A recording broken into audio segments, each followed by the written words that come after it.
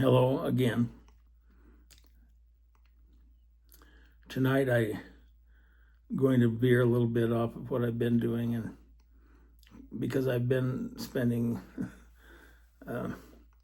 some time with the charity part of the you, me, thee, and charity, which is the name of our channel here.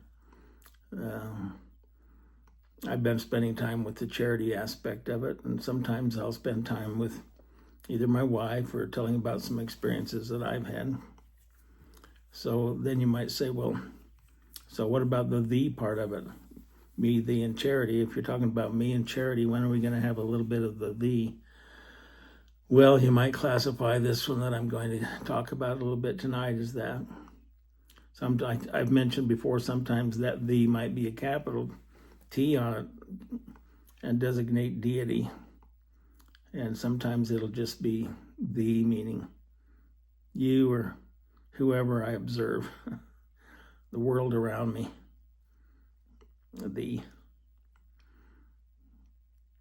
It's interesting to me how there are different personality types. I've got a distinct personality type, I'm told, and I believe it. It's not ordinary. And I've seen others with extraordinary personalities. Some are quite strong personalities, some are quiet and passive, some are a mix. I think it's been a good practice for me to just observe, because one of the goals that I've had is to try to be more empathetic, to feel what other people feel. And it's an interesting endeavor, because if you're not naturally that way, if you don't seem to care about how other people feel, then you can go bulldozing right over them and not even know it sometimes. And I've noticed myself, and I think I'm getting better, because I've become more aware of myself, partly because I've been focusing on these charity virtues that I keep mentioning. But it's interesting to me that until you become aware of something, it's hard to change it or really learn from an individual or an experience. And so tonight I'm going to try to tie some things together through an observation that I had earlier today. And this observation kind of reminded me of me, more so I hope anyway, in days gone by than it does today. But I hope that through listening to my thoughts and my observations and my reflections about myself, that it will cause you to reflect a little bit too, and be more observant of others, and maybe watch for some things that might come from that charity scripture in Moroni 7:45, some of those virtues. Because I've said before, to just throw out the word charity, most people would say, oh, it's just giving stuff to people. That's what charity is. And that doesn't even come close to what it means. So let me relate the experience that I had, and then I'll tell you why it impacted me as much as it did, and why I thought it was worth maybe talking about to you tonight. Maybe it will bring up some memories of your own, or if nothing else, maybe you'd be more observant going forward and learn from others. There's not a lot of sense in repeating the same mistakes that you see others have made and it didn't work for them. It doesn't mean it wouldn't work for you, of course. On the other hand, there's no what do I want to say? There's no advantage for you to just try things that have failed for other people just to say you've tried them. Sometimes you can learn from others. Somebody burns their hand, for example, on a hot stove. You don't necessarily have to put your finger on the hot stove and see if it's something you shouldn't do, if you follow my thoughts there. And the same thing applies to other things in life. You'll get a feeling, you'll get a communication of some sort that says, do this or don't do this. And that communication, there it is again, that communication will come to you through the still small voice most often. And it will be a message. That's why we call the gospel the good news. It actually in Hebrew means good message. Well, it's a good message because it comes from the right source. And if it says don't touch the hot plate that you saw somebody else touch and really suffer because of it, then follow that message. So I need to give you a little bit of history about myself and acquaint you with my morning activities a little bit. Sometimes they're later morning than they should be, but I have some would say a bad habit of getting in my car and just driving down off the hill here a block or two or three. It's not very far at all. It only takes about a 5-minute drive.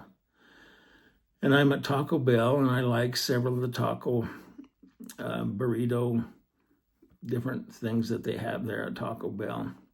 And they have free drinks, of course. So I'm always trying to pinch pennies and live providently. And I have found, talking to my wife, I used to cook bacon here on the stove because I liked bacon.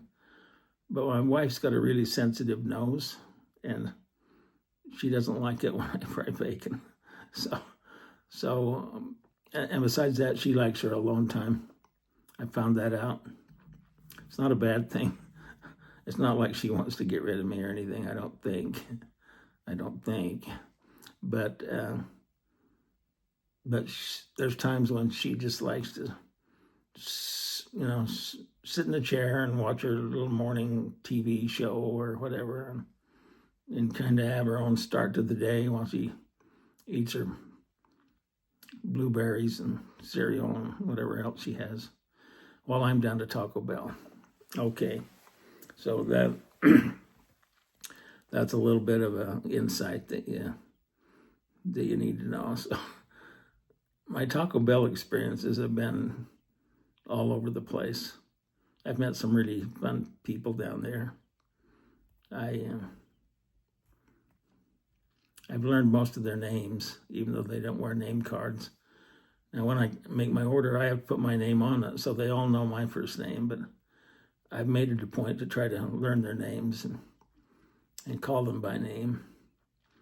And since I'm there as often as I am, I don't know why, but they treat me pretty darn good. Sometimes they'll bring the food out to me while I'm waiting, and they don't do that for everybody, but they do it for me, and I've appreciated them for that. They come from different backgrounds, different walks of life. Some are married, some are unmarried. Some you can tell you can tell some days when they come in they're just struggling with something, and I don't too often pry as to what they're struggling with, but I try to be friendly and tell them thank you and let them know that their work is appreciated.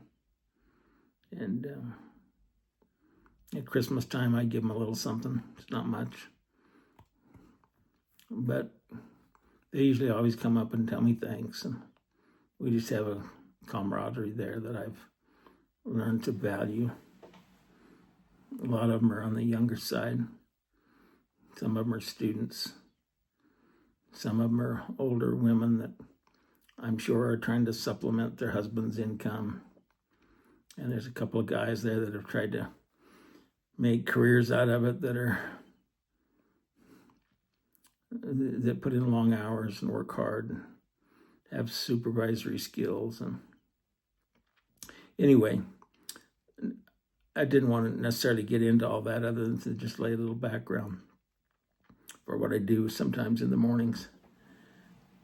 Today, when I was there, I got my food. I went to the back of the room. Usually there's a little bench back there where I can reflect on things and kind of get my bearings and maybe read the morning news or whatever, and try to get a good start to the day, figure out what I've got to do and when, and usually try to think of something that I can squeeze in that'll be a little out of the ordinary for me, so it's not quite so routine.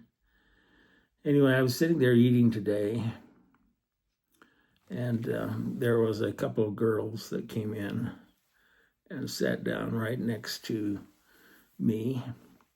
They sat on opposite. We were in a booth type situation, so they sat in the booth just ahead.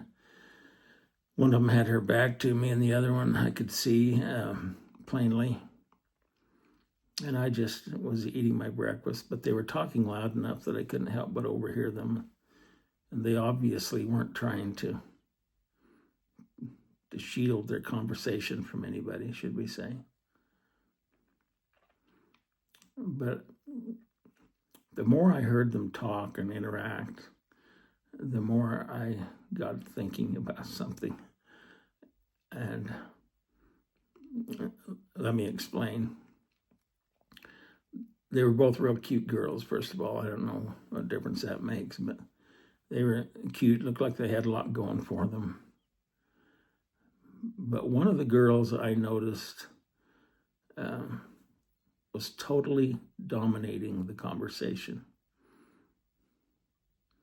The other girl would offer, oh, that's interesting, or something like that, but that's about all she would get out before the other girl would start in with another comment. And I thought, well, she'll get done here in a little while, and the other girl will start telling you what's going on in her life and what she's been doing. But it never happened.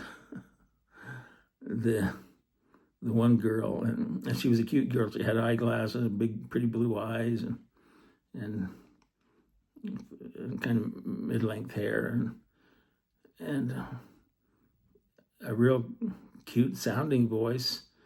I mean, she could put emphasis on certain words, and it was quite entertaining. And I was entertained.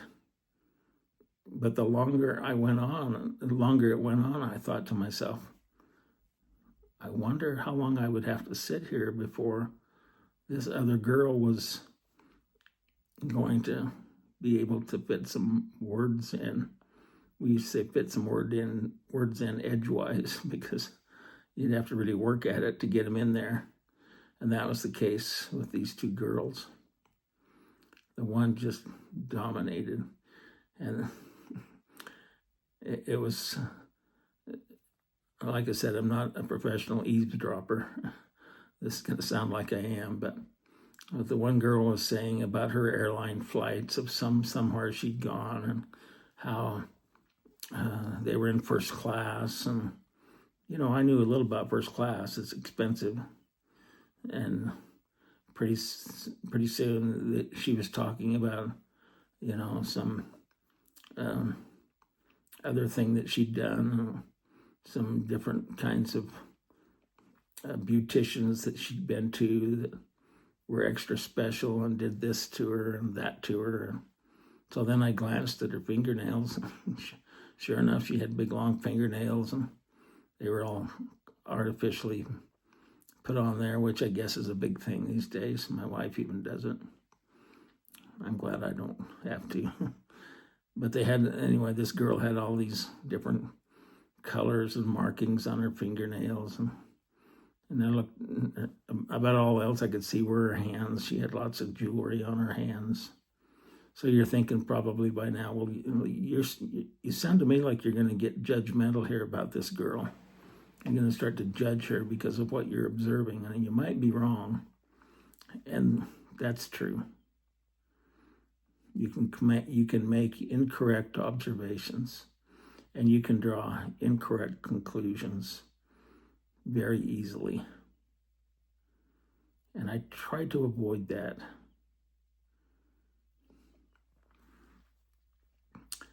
So I just kept listening.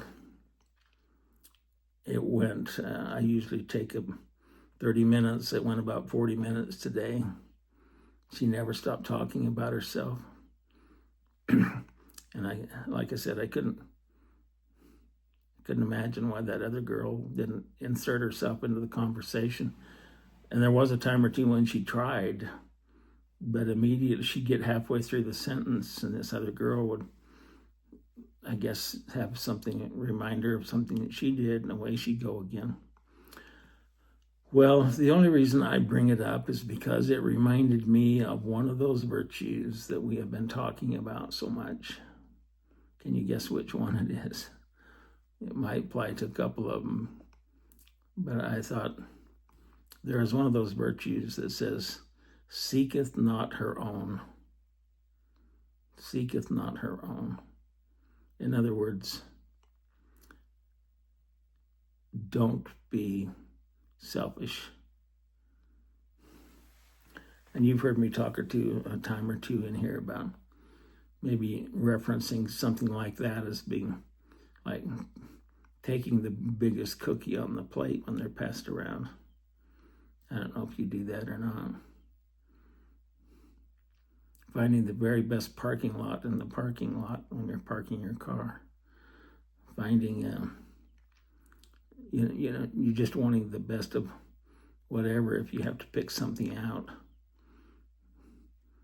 Do you ever pick third best? We have a tendency, don't we, to just pick the best for ourselves. Whoever picks next can pick the second best. It's kind of the way our society is. Like in the basketball draft, the NBA basketball draft, I follow a little bit.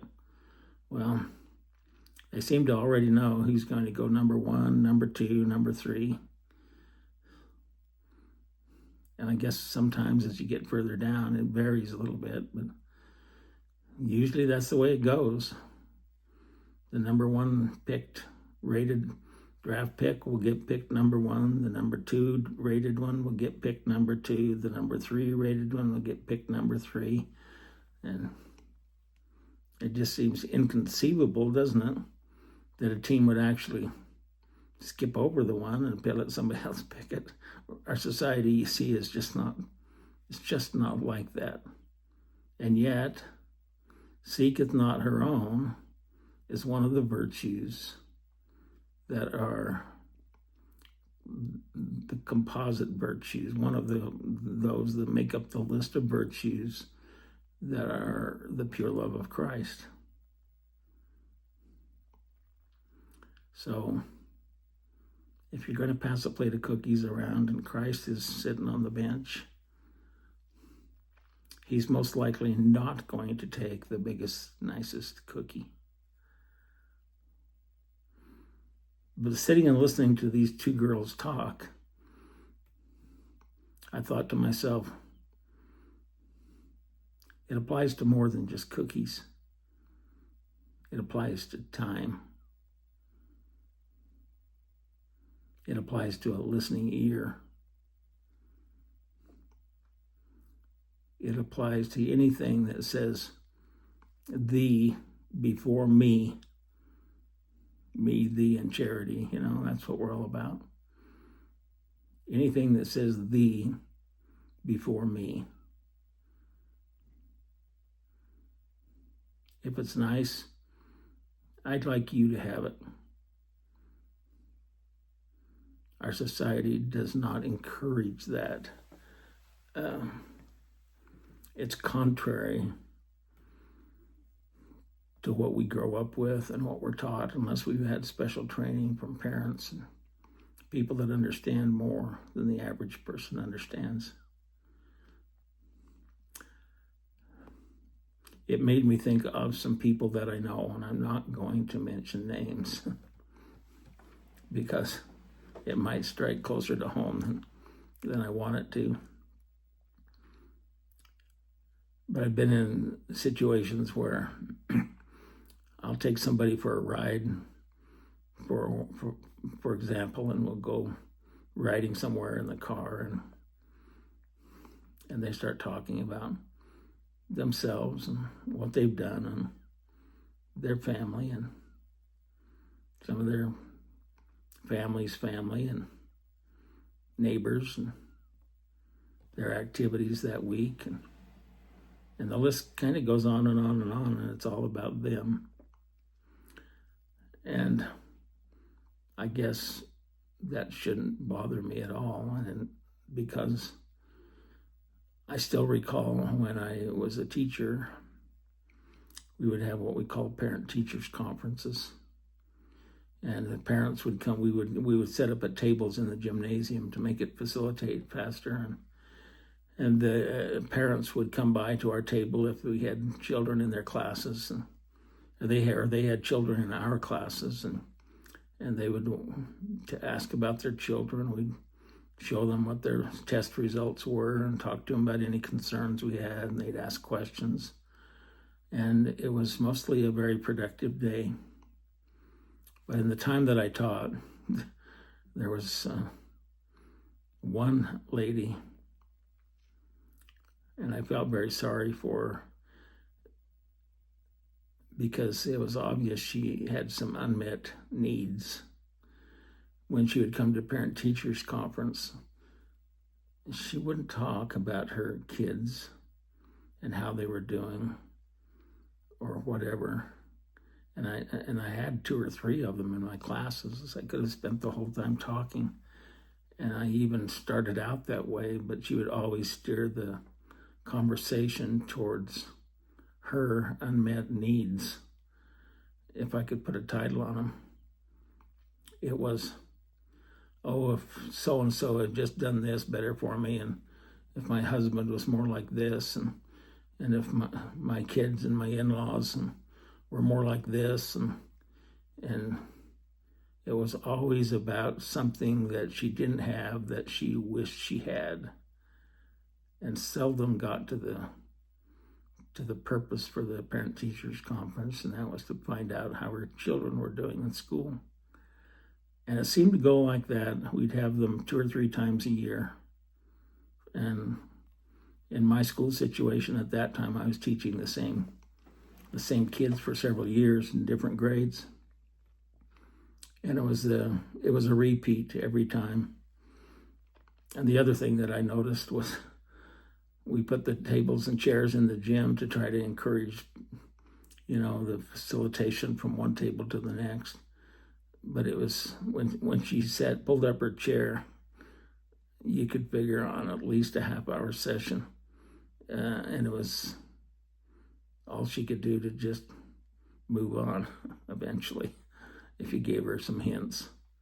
And maybe I shouldn't have done. Maybe I should have just listened and nodded my head and gave her sympathy. And even better than that, took my notepad out, made a list of them, and tried to help her. Probably is what I should have done. But it was an example of this notion that my needs are more important than anybody else's.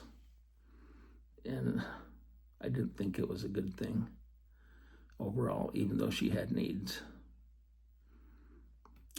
And like I said, I've taken people for rides, and in the course of the conversation, they'll talk about their families and everything relative to what's been going on, and with each one of them, and their successes and their accomplishments. And if something they should say, it should remind you of something that's happened in your own life. I've noticed this, that sometimes they'll say something, you'll say, oh yeah, I had that happen once, and I'll start telling them a little incident that's parallel or similar, and some of them will cut me off mid-sentence and go right back to themselves and keep talking. It's just an interesting phenomenon. And guess what? I've been guilty of that to a greater degree than I would like to admit. However, I think because I've studied what charity is and how important it is not to seeketh your own and everything, I think because I now think of that, I'm more content to listen and try to facilitate the conversation and just let people talk about whatever it is they'd like to talk about. If they want to talk about themselves or their feelings, if they want to take the big cookie all the time, I have no problem with that. They can just do it. Sometimes people need, I think, more so than we realize, they need a listening ear. They don't even need you to find solutions to their problems. That's not why they're telling them to you. They simply want to get it off their chest. They'd like to say it so that it doesn't just keep eating at them, I guess. And listening is a wonderful, wonderful skill to learn. I'm starting to appreciate it more and more every day. But these two girls at Taco Bell, with the one just dominating it, I had the thought cross my mind several times. I thought, when I walked past their table on the way out, this girl that had her back and wasn't doing the talking, but doing the listening. I thought I'd walk by and just turn back to her and say, you've got a really important skill that you've developed. I've never been around anybody that's been quite as good a listener as you have. Now, I know you're saying, I bet you didn't do it, and you're right. I didn't do it because the voice told me that I shouldn't do it because I would be rubbing salt in the wound and exposing somebody to some thoughts that they maybe would just as soon I kept my nose out of. So I didn't. But the thought came and came and came. So I don't know which voice spoke the loudest there. But I'm kind of glad that I didn't, because I don't suppose it would have helped anything. And it may have caused some feelings if I were to run into him again sometime. I guess the reason I mention it is just because the more I thought about it, the more I thought, seeketh not her own. That's the root of the issue. And that's the thing about those virtues, those 12 virtues from Moroni 7:45 that I keep talking about all the time and showing you and hanging up on the wall. The thing about those is I've learned in my life, and I've been talking about them long enough now, trying to make them a broader and deeper part of my understanding as to what pure love really is. I've started to realize that if I have a problem in my life, if there's something just not going right, I get up in the morning and I go to bed, things are eating me up, relationships are falling apart, I'm not doing as well in this or that as I should, I've had accidents or issues or employment or money or whatever. It's just they come in all varieties. I have found that if I go to that list, when something's really starting to bother me, I can go down through that list and I can find the very one that I've been messing up on. And that's why I say they'll never fail you if you really believe that. If you really believe that they'll never fail you, then once you recognize that, once you recognize it's not the best idea to take the biggest cookie on the plate,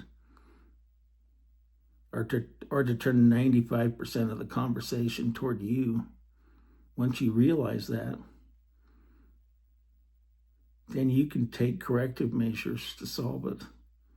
And you'll find out your life turns around about the same time you take those corrective measures. that's the point that I'd like to make tonight. And it's not just with that virtue, but I could go on and name others, and I will. Because as we go further along here, I'm going to talk about each individual virtue and the way I understand it, some of the things I've learned. But this morning, I had one come up again when I was sitting there at Taco Bell. And I thought to myself, here's what I thought. I kind of felt sorry for the girl that was dominating the conversation. I started out feeling sorry for the other girl. And then I started thinking, that girl that dominates the conversation. In fact, I even related the story to my wife when I got home, and I said, it would be interesting to follow that girl through life and find out when she discovers that she's taking the wrong approach, because she will discover it. She will discover it. I discovered it about myself, and I'm still working on it. But I've learned to repent, and she will discover it. And if she gets rid of it, she'll learn to repent too. I wish I could sit down with her and give her some of these lessons that I've been uploading to my YouTube. But I such a beautiful girl and such a lovely voice and pleasant, entertaining conversation, but just so totally selfish.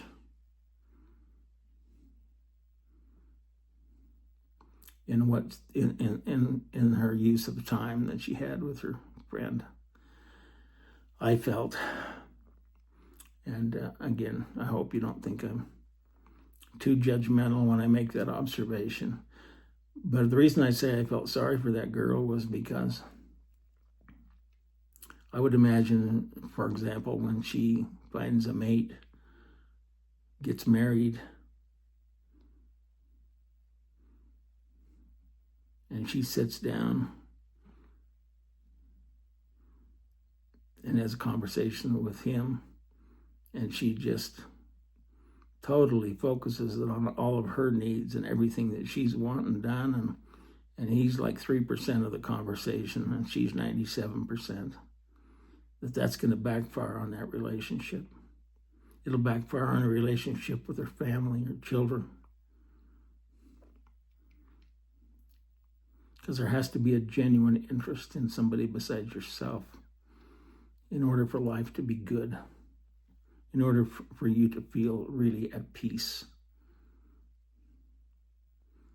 and keep bad things of the world away from you so that you can feel that peace more often. So maybe you can just take the challenge with me, try to absorb a little bit of what I've been trying to say tonight, the point that I've been trying to make, as I have, and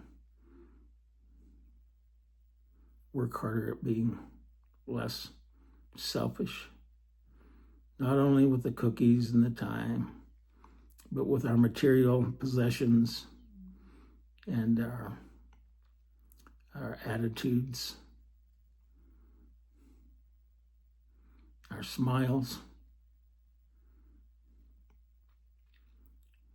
our service to others. It'd be really easy, wouldn't it, to expect everybody to serve you because you're the one that has the problems. And yet I can remember a daughter that I had who was prone a little bit to depression, telling me at one time, she said, the only way I can bring myself out of it, because I guess it was chemical or whatever, biological some way. She says, I can bring myself out of it when I do something for somebody else. So whenever I have those depressive feelings and I want to just think about all the woes that come into my life and start feeling bad about things that have happened to me and aren't happening the way I'd like them to, and it makes me feel bad and I start to feel sorry for myself, she said the only way that I can keep from going in that downward cycle, that downward spiral, is to turn myself around and start looking for somebody that I can do some service for, that will boost them, that will lift them. May we all be lifters in that way.